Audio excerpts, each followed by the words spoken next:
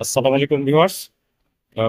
আজকে চলে আসলাম কুমিল্লা জেলার ১৪ গ্রামে।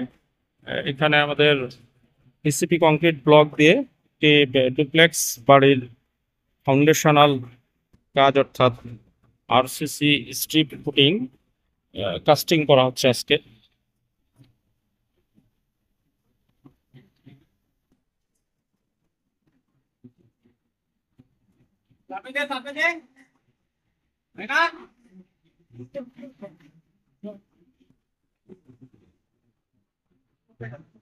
এটি মূলত 2 বেডরুম বিশিষ্ট একটি ডুপ্লেক্স স্ট্রাকচার, যেটি কিনা এরিয়া হচ্ছে 800 স্কোয়ার ফিট।